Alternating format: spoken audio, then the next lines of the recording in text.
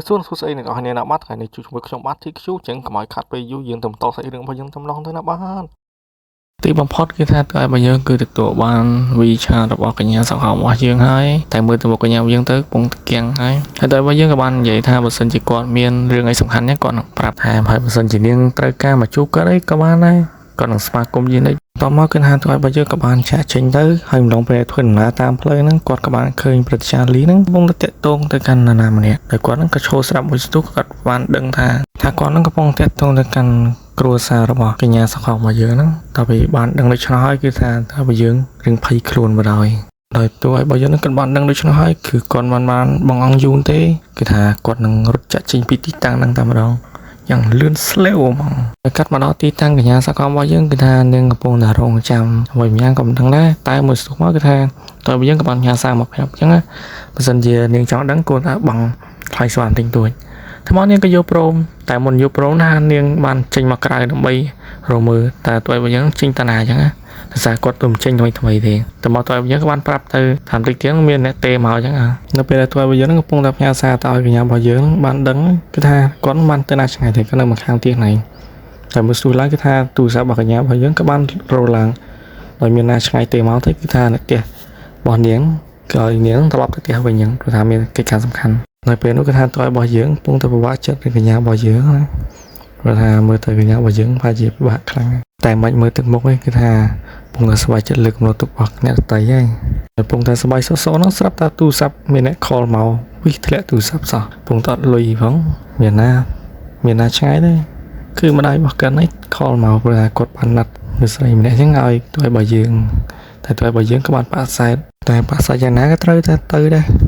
មួយស្ទុះក្រោយមកយើងបានឃើញទៅរបស់យើងហ្នឹងគាត់កំពុងតែអង្គុយផឹកកាហ្វេយ៉ាងឆ្ងាញ់ហ្មងនៅរេស្តូរ៉ង់តែគាត់នឹងបានមើលរូបភាពកញ្ញាដែរហើយបើគាត់បានណាត់ឲ្យអញ្ចឹងក្នុងឡងពេលដែលទៅរបស់យើងហ្នឹងកំពុងតែមើលរូបស្រាប់តែកញ្ញាសកលហើយនឹងនោះស្អីដែរ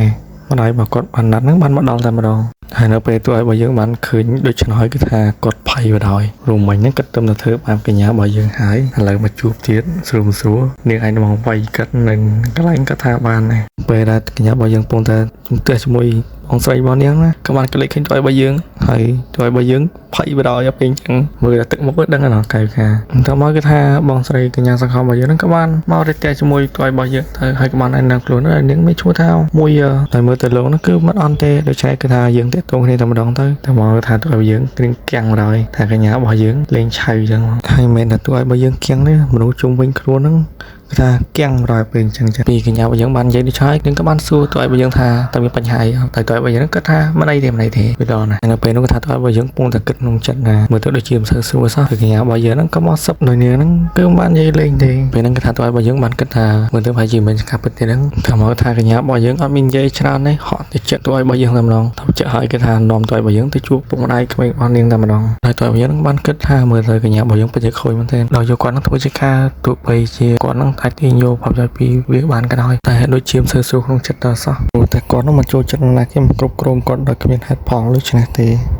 ហើយសំខាន់ខ្លាំងនេះមិនបាននិយាយអ្វីសោះជាហេតុដែលធ្វើឲ្យគាត់ហ្នឹងមិនអាចទាយដឹងថាវាហ្នឹងមានរឿងអ្វីកើតឡើងបន្ទាប់មកគឺថាកញ្ញារបស់យើងក៏បានសួរទៅឲ្យរបស់យើងហ្នឹងថាតើទៅដែរអត់ចឹងណាទៅឲ្យរបស់យើងក៏បានគិតក្នុងចិត្តថាតើនាងហ្នឹងពិតជានាំខ្ញុំទៅមែនឬទៅមក system បាន load មកគឺ 100% អញ្ចឹងមិននិយាយច្រើនទេគេទៅដែរមើលទៅកញ្ញារបស់យើងមិនយកទៅឲ្យរបស់យើងធ្វើជាខែលទេហើយនាងហ្នឹងក៏រមមិត្តប្រណដើម្បីឲ្យពុកម្ដាយហ្នឹងសប្បាយចិត្តផងដែរដល់ពេលបានគិតដូច្នោះហើយថា system ក៏បានបុកដល់ក្នុងទូឲ្យរបស់យើងដូច្នេះហើយថាទូឲ្យរបស់យើងហ្នឹងក៏ចង់ប៉ាសែតដែរតែកញ្ញារបស់យើងហ្នឹងក៏បានត្រៀមទុកមុនហើយទូឲ្យរបស់យើងហ្នឹងអាចប៉ាសែតបានដូច្នេះគេថាទៀមផុតយើងបានមកដល់ផ្ទះកញ្ញារបស់យើងហើយដោយមានការចរចាគ្នាយ៉ាងយូរមកតែមិនបងយូរទេថាកញ្ញារបស់យើងក៏បានរៃសួរមកទៅថាមានអ្នកនៅផ្ទះអត់អញ្ចឹងពេលនោះគឺថាម្ដាយរបស់នាងហ្នឹងក៏បានចេញមកទាំងខឹងតែម្ដងហើយបានសួរថាណាមរបស់នាងណាបើមិនគ្មានទេចេញតែក្រៅអត់ឲ្យចូលទេតែមកថាកញ្ញារបស់យើងក៏បានណែនាំទៅថានេះគឺជាមិត្តប្រុសរបស់ខ្ញុំណាគាត់មានឈ្មោះថាបៃវូហើយមើលតែទឹកមុខឲ្យយើងទៅក៏ភ័យស្ទើរដែរថាម្ដាយរបស់កញ្ញារបស់យើងហ្នឹងកាចដល់កតែរបស់យើងក៏បានក្រៀមចិត្តថាតើគាត់គួរធ្វើអ្វីបន្តទៀតអញ្ចឹងតែម្ដាយកញ្ញារបស់យើងហ្នឹងបានឃើញដូច្នោះហើយនាងក៏បាននិយាយថាចុះមិនបាននិយាយតាំងពីដំបូងឲ្យនិយាយមួយបើម្ដងខ្ញុំដាក់ប្រើ និយាយមិនទាន់រត់ទៅគ្នាបកស្រាយទីងទឿនសោះមួយពេលនេះយើងក៏បានឃើញថាពុករបស់កញ្ញារបស់យើងនឹងមកពីកលិតណាដែលមិនឲ្យចាប់ដៃទៅរបស់យើងហើយបាននិយាយថាមើលទៅឯងមិនជាមិនអន់ទេកាន់បានហើយកញ្ញារបស់យើងនឹងក៏បានរៀបរាប់ប្រាប់ពុកម្ដាយរបស់នាងថាទោះរបស់យើងនឹងធ្លាប់ជាសង្សាររបស់នាងមុនហើយបន្ទាប់ពីបានបែកគ្នាទៅនឹកស្មានដល់ថាថ្ងៃនេះណាត់ជួបហើយបានជួបទៅវិញហើយមើលទុកមកទោះរបស់យើងវិញថាភ្លឹកដូចតុកតាចឹងហើយបើកលេចទៅមើលខាងឪពុករបស់កញ្ញារបស់យើងវិញទៅដូចជាអត់ជឿសោះហ្មងតើមកម៉ាក់កញ្ញារបស់យើងនឹងក៏បាននិយាយថាអញ្ចឹងថាបានជាមិនថ្ងៃនេះកញ្ញារបស់យើងនឹងដូចមិនសូវសប្បាយចិត្តសោះមួយរយៈនេះតើមកគាត់ថាឪពុករបស់កញ្ញារបស់យើងក៏បានអត់ឲ្យទោះរបស់យើងទៅតែម្ដងហើយគាត់បាននិយាយថារឿងនេះចាំនិយាយពេលក្រោយទៅបើខ្ញុំដឹងថាអ្នកមកអញ្ចឹងខ្ញុំនឹងរៀបចំអ្វីយ៉ាងហើយអូទៅនឹងមិនអូសយកទៅដាក់នៅកន្លែងទុកភ្ញៀវនេះគឺអូសយកទៅដាក់ក្នុងបន្ទប់កញ្ញារបស់យើងហ្មងហើយធ្វើឲ្យកញ្ញារបស់យើងនឹងអៀនដល់អញ្ចឹងកញ្ញារបស់យើងហើយនឹងទោះរបស់យើងនឹងអត់បាននិយាយទេគឺទៅដាក់គ្នាទៅហេទៅហើយតើមកថាយើងក៏បានឃើញម្ដាយរបស់នាងនឹងម្ដងយកផ្លែឈើមកឲ្យហើយស្រាប់ពេលនោះថាពុករបស់នាងក៏មកប្រាប់ម្ដាយរបស់ញ៉ាំយើងថាក៏រំខានក្តីសុខរបស់គេអញ្ចឹងណាអញ្ចឹងតាមស្រួលទៅបាទតទីចុះកញ្ញារបស់យើងនឹងនិយាយទៅមុខអៀនទៅកាន់ទួយប្រុសរបស់យើងថាមើលទៅពុកម្ដាយរបស់នាងរំភើបបន្តិចហើយដែលខ្ញុំនឹងនាំមិត្តប្រុសមកជាលើកដំបូងតែមកថាទួយយើងក៏បាននិយាយថាក្រោយជាលើកទី1ដែលខ្ញុំបានមកលេងហ្នឹងរំលងពេលដែលកញ្ញាហើយនឹងទួយរបស់យើងពុំតែសន្ទនាគ្នាហ្នឹងយើងក៏បានឃើញថាពុកម្ដាយរបស់កញ្ញារបស់យើងក៏បានមកលបស្រាប់ហើយលោកស្រាប់នោះតើបានដឹងរឿងអីផងសាច់រឿងយើងចប់បាត់ដោយយើងបានឃើញថាឪពុករបស់កញ្ញារបស់យើងនឹងគាត់ក៏បានលបស្រាអង្ការនឹងគាត់ក៏បានពោលថាជនអ្នកនឹងក្នុងអីក៏ស្ងាត់ឡំឡាដល់គាត់មកផ្ដល់ឱកាសឲ្យហើយណាពីម្ដាយកញ្ញារបស់យើងបានលឺឆ្លោះហើយគាត់ក៏បានសួរទៅឪពុករបស់កញ្ញារបស់យើងថាជនអ្នកនឹងមិនខ្លាចកើតជាមនុស្សក្រក់នេះតែធ្វើបាបយារបស់យើងតើមកឪពុករបស់កញ្ញារបស់យើងនឹងក៏បាននិយាយថាកុំលឺឡើងវិញនឹងក្នុងលឺឡោហើយមិនភ័យទេតែហ៊ានហ្នឹងប្រកាសជាត្រូវហើយឥឡូវយើងទៅកលេចមើលនៅក្នុងបន្ទប់វិញហើយយើងបានឃើញថាត្រួយប្រុសរបស់យើងគាត់បានយល់ច្រឡំរឿងទាំងអស់ដូច្នេះហើយគាត់នឹងដោះស្រាយជាមួយកញ្ញារបស់យើងឲ្យចាប់តែម្ដងបន្ទាប់មកគាត់ថាតើរបស់យើងក៏បានហៅកញ្ញារបស់យើងទៅតែកញ្ញារបស់យើងគឺថានាងភ័យពេកក៏ថយទៅក្រោយតែរបស់យើងបានប្រាប់ថាយើងគួរតែអង្គុយនិយាយគ្នាវិញទៅវាស្រួលជាងដល់កញ្ញារបស់យើងបានសុំទៅរបស់យើងនឹងនាងត្រូវការពេលវេលាតាមទៀតដើម្បីធ្វើឲ្យទំនាក់ទំនងរបស់យើងទាំងពីរនឹងមានការស៊ីចង្វាក់គ្នាចឹងបន្ទាប់ទៅរបស់យើងក៏បានលឺឆ្ងាយគាត់ក៏បានថាខ្ញុំបច្ចអន់ចិត្តខាងតែបើសិនជានាងនៅតែភ័យបែបនេះខ្ញុំនឹងនៅឆ្ងាយពីនាងវិញបន្ទាប់មកកញ្ញារបស់យើងក៏បានថានាងនឹងជាយាមសម្រាប់ខ្លួនឲ្យបានល្អជាងមុនហើយរបស់យើងនឹងក៏បានគ្រឿងចិត្តថាមើលទៅនាងបិសាសាខាងតែខ្ញុំពិតចង់បាននាងធ្វើជារបស់ខ្ញុំនិយាយទៅឲ្យយើងចង់បានគេដែរបានគិតចិត្តតែថាមុនក្រៅវាគ្មានទេហើយក៏បានគិតថាជុំបើនាងមិនស្អប់ខ្ញុំស៊ីស្ទឹមក៏បានលោតចេញមក 80% ជុំអោបនាងវិញ76%ជុំថោកវិញ 59% តើបើយើងក៏បានគិតថាជុំបើនាងចាប់ដើមមុនទៅមិនដែរល្អហេតែខ្ញុំមិនសូវល្អសោះចឹងហើយតើបើយើងក៏ម្ដងទៅចាប់ដៃកញ្ញារបស់យើងតែchạyដល់នេះក៏ជពុបជើងខ្លួនឯងដួលកាប់មុខធ្វើឲ្យខ្មាស់គេមិនស្ទើរទេនៅពេលហ្នឹងក៏បានបង្កជាសម្លេងរំខានយ៉ាងខ្លាំងដែលធ្វើឲ្យឪពុករបស់កញ្ញារបស់យើងក៏បន់ទីងកបិតចេញមកបើកទ្វារសួរថាមានរឿងអីបន្ទាប់ពីឃើញដូច្នោះហើយកញ្ញារបស់យើងក៏បានសួរទៅឪពុករបស់នាងថាមានបញ្ហាអីចឹងឬទៅម្ដាយរបស់នាងក៏បាននិយាយថាម្ដាយទេគឺថាឪពុករបស់កញ្ញារបស់យើងហ្នឹងមានការយកច្រឡំភាពផ្ញើផ្នែកទួយទោះឲ្យបើយើងបានឃើញដូច្នោះគាត់ក៏បានគិតថាមើលទៅនេះរបស់មែនតែនតាមិនទៅហើយជាគាត់ហ្នឹងមិនជឿខ្ញុំទេថាខ្ញុំហ្នឹងគឺជាមិត្តប្រុសរបស់កញ្ញារបស់យើងទៅពីម្ដងក្រៅហើយថាម្ដាយកញ្ញាខ្ញុំក៏ដាក់មកដីចុងក៏ដល់កលពុករបស់កញ្ញារបស់យើងក៏បានថាមើលទៅលោកនោះក៏បានធ្វើឲ្យរបស់យើងភ័យហើយតែពុកកញ្ញាយើងក៏បានពោលថាមកពីកូនស្រីរបស់យើងហ្នឹងគឺស្រស់ស្អាតពេកហើយខ្ញុំខ្លាចបែបហ្នឹងធ្វើបាបនាងដល់យើងក្លេចទៅមើលទៅឲ្យរបស់យើងវិញគាត់ក៏បានគិតថាមើលទៅគាត់ត្រូវបានគេបង្ខំឲ្យមកធ្វើជាមិត្តប្រុសដែលគ្មានហេតុផលហ្មងហើយសើតែពុករបស់កញ្ញារបស់យើងទីងក្បិតដេញកាប់តែម្ដងមកទៅឲ្យរបស់យើងក៏បាននិយាយជាមួយកញ្ញាយើងថាយើងគួរតែនិយាយរឿងនេះទាំងមូលសារឡើ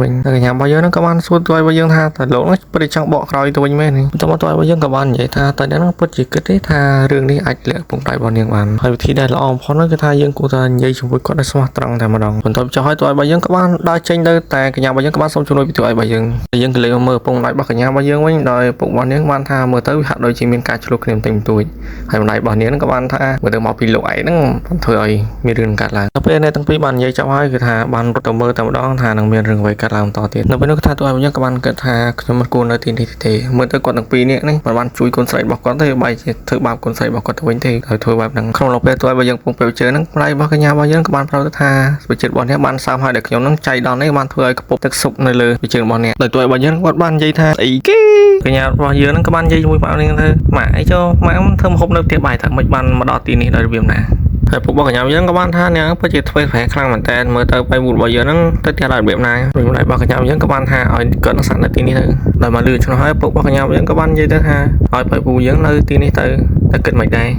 មកគឺថាតើបើយើងក៏បានប្រាប់ទៅថាកូនប្រុសក្មួយស្រីរបស់ពូខ្ញុំគឺបានឈឺហើយអញ្ចឹងខ្ញុំត្រូវទៅពេលឥឡូវហ្នឹងតាមពិតទៅមានណាឆ្ងាយឈឺនេះគឺតើបើយើងហើយអ្នកឈឺហ្នឹងឥឡូវយើងកាត់មកដល់ផ្ទះតើបើយើងដោយតើយើងបានគិតថាមើលទៅមានតែការរត់លុយទេតែវាស្រួលជាងគេហើយនឹងសុខភាពទៀតគិតច្រើនវិញផ្សាយទៅផ្សារឥឡូវយើងកាត់មកដល់ផ្សារយើងបានឃើញថាលោកតកែរបស់យើងហ្នឹងកំពុងតែជូតថោរបស់គាត់ឲ្យស្អាតណាដោយសារគាត់នៅមានការគិតខុសកាលពីម្សិលមិញបន្ទាប់មកយើងក៏បានឃើញថាមានបរិសម្នាក់ចូលមកទិញហើយលោកតកែរបស់យើងក៏បានសួរទៅថាត្រូវការអ្វីដែរលោកតែពេលមើលច្បាស់ទៅគឺថាតួឯរបស់យើងនឹងឯងឈោខំនំយ៉ាងតំណងម្ដងដែលគ្មានជាណាមរៀលតើមកតើបើយើងក៏បានសួរទៅលោកតកែរបស់យើងទៅថាតែហ្នឹងតើលោកមានវត្ថុអីដែលបានយកមកពីជនបទទៀតអត់មកថាលោកតកែគាត់ក៏បានថាមានហើយនៅទីនេះនៅពេលហ្នឹងថាលោកតកែក៏បានគិតថាចាំមើលតែពេលហ្នឹងហ៊ានតែទិញគាត់នឹងឡើងថ្លៃម្ដងពលមុនគាត់បានខាតច្រើនមែនទេតើមកតើបើយើងក៏បានសួរទៅលោកតកែទៅថានៅត្រង់ណាតើមកលោកតកែបានបង្ហាញទៅថានេះនៅទីនេះហើយមានរបស់ច្រើនដែលខ្ញុំបានយកមករបស់ទាំងអស់នេះគឺថាវាល្អខ្លាំងមែនទេបន្ទាប់មកថាលោកតកែរបស់យើងក៏បានព្យាយាមចូលតួឯរបស់យើងហ្នឹងប្រាប់ពីប្រវត្តិហើយនឹងរឿងរ៉ាវជាច្រើនដែលតទៅនឹងវត្ថុទាំងអស់នេះដែលជាវត្ថុបុរាណហ្នឹងឯងហើយទីបំផុតគឺថាតួឯរបស់យើងក៏មានការចាប់អារម្មណ៍ខ្លាំងទៅលើវត្ថុទាំងអស់នេះបន្ទាប់ដូច្នោះហើយគឺថាតួឯរបស់យើងក៏បានសួរតម្លៃទៅលោកតកែរបស់យើងថារបស់ទាំងអស់នេះមានតម្លៃប្រមាណហើយលោកតកែក៏បានបង្ហាញមកទៅថាប៉ណ្ណឹងមិនដែរគឺត្រឹមតែ60យន់ទេទៅតួឯរបស់យើងបានលឺឆ្លើយគាត់គាត់ថាអ៊ីលោកតកែមិនលក់អីតម្លៃប៉ុណ្ណឹងរបស់ទាំងអស់នេះគឺមានតម្លៃខ្លាំងណាស់មិនគួរណាលក់តម្លៃថោកនៅថានេះទេចាំមើលខ្ញុំនឹងវាតម្លៃឲ្យតម្លៃដែលសមរម្យជាងនេះហើយពេលហ្នឹងថាលោកតកែគាត់ភ័យផងខឹងផងថាយីអាមួយនេះមកធ្វើចឹងអីភ័យអស់លេងលុបលឹងអស់តើមកតើយើងក៏បានគិតមកថារបស់ទាំងអស់នេះគឺជារបស់ពិតតែវាមិនប្រកបចឹងរបស់ទាំងអស់នេះគឺជារបស់ហាញខ្លាចក៏វាមិនប្រកបដូច្នេះតើយើងក៏បានគិតដូចនេះថាក្នុងចំណោមរបស់ទាំងអស់នេះគាត់ជារបស់ពិតមួយហើយចឹងហាចេញមកគឺពិតជាត្រឹមត្រូវមែនអញ្ចឹងគឺថាធ្វើឲ្យតួឯរបស់យើងនឹងឆ្លក់នំនឹងវិសនឹងដាច់ខ្យល់ស្លាប់តែម្ដងតែគាត់បានខ្លាចជាមហាសេដ្ឋីតើមកតើយើងក៏បានថាឥឡូវខ្ញុំបានមើលឃើញហើយនៅពេលលោកតកែគាត់បានលឺឆ្លើយគាត់ក៏បានដាក់តម្លៃទៅថាខ្ញុំនឹងលក់ឲ្យអ្នកក្នុងតម្លៃ600,000យន់តែដោយសារតែអ្នកជាអតិថិជនរបស់ខ្ញុំនឹងលក់ឲ្យអ្នកដោយបញ្ចូលតម្លៃត្រឹមតែ500,000តែប៉ុណ្ណោះទៅពីតួឯរបស់យើងនឹងគាត់បានលឺដូច្នោះគាត់ក៏បានប្រសារីដែរសារគាត់ជាចំណេញបានច្រើនជាងនឹងទៀតអញ្ចឹងគាត់បានបាញ់លុយឲ្យលោកតកែរបស់យើងតែម្ដងទៅបន្ទាប់ពីបានបាញ់លុយឲ្យលោកតកែរបស់យើងហើយគឺថាតួឯរបស់យើងក៏បានប្រមូលអវ៉ាន់របស់គាត់រួចរត់ទៅលឿនមកព្រោះថាខ្លាចលោកតកែរបស់យើងផ្លាស់ប្ដូរចិត្តហើយពេលហ្នឹងថាលោកតកែរបស់យើងគាត់គៀងដែរចុំអាកូននេះកាត់ស្អីវាធ្វើជ្រៅឲ្យបែកអញ្ចឹងក្នុងចំណោមរបស់ទាំងអស់នោះគឺមានរបស់ពិតមួយទៅដូចវាមិនអាចទេដឹងខ្ញុំនឹងបានទិញវានៅកន្លែងធម្មតាតែប៉ុណ្ណោះមិនអាចទេតែបរមម្នាក់នោះគឺមានសំណាងម្ដងទៀត